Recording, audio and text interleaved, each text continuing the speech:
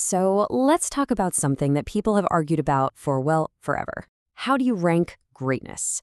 Today, we're diving into the super complex and, let's be honest, controversial world of trying to figure out who the most influential people in history really are.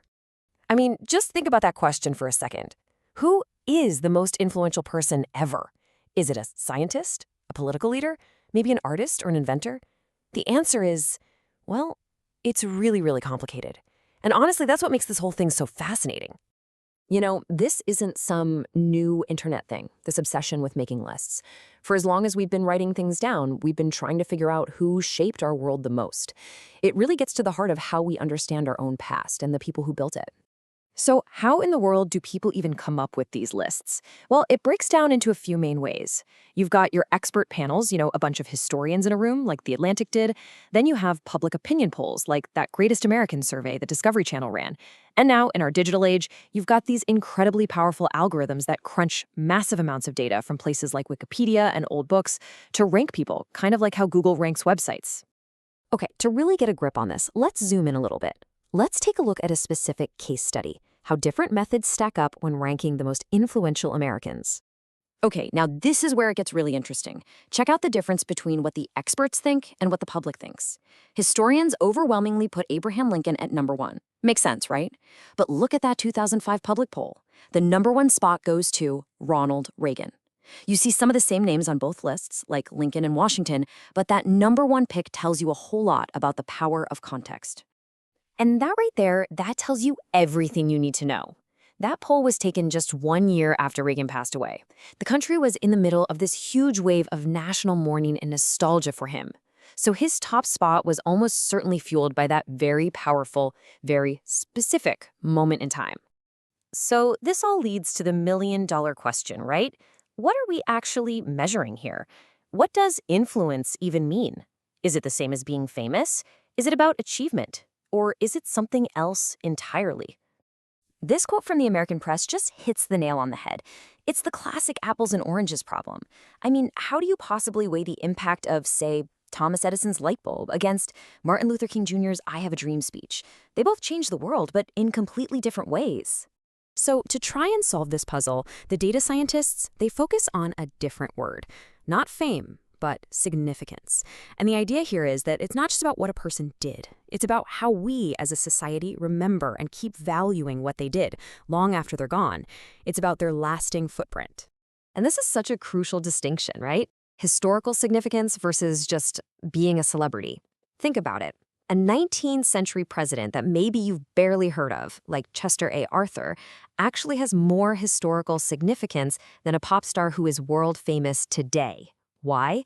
Because the president's actions, even if they're forgotten, had a lasting impact on laws and institutions. The pop star's fame, it could easily fade by the next generation. Okay, so let's zoom back out, let's go global, and talk about some absolute titans of history whose significance has just echoed across centuries and all around the world. I mean, you've got Leonardo da Vinci, we all know the Mona Lisa, but he was so much more than a painter.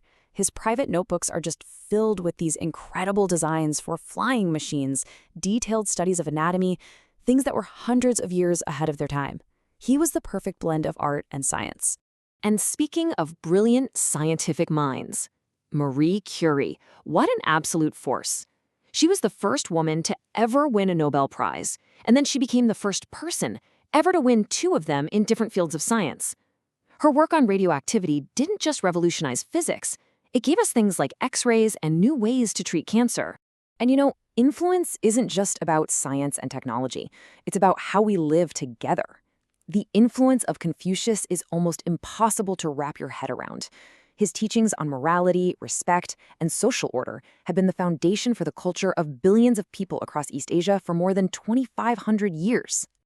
And then there are figures who become more than just people. They become symbols. And Nelson Mandela is the perfect example. His incredible journey from a political prisoner to the president of his country became this global symbol for the fight for justice and reconciliation. He inspired movements for human rights all over the world. So, we've looked at all these incredible people, all these different ways of ranking them. But what's the real takeaway here? Well, it turns out these lists might actually say a lot more about us in the present than they do about the people in the past. Let's just jump back to that 2005 Greatest American Poll for a second, because it's the perfect time capsule.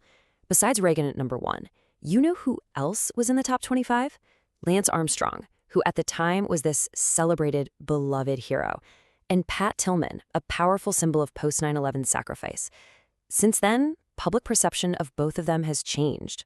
A lot. It just goes to show how quickly these lists can feel dated. And that really gets to the heart of it, doesn't it? This quote asks the perfect question. At the end of the day, these rankings aren't facts carved in stone. They're mirrors. They reflect the values, the fears, and the hopes of the society making the list. Bottom line, who we decide to put up on that pedestal says everything about what we, as a culture, value most in that moment.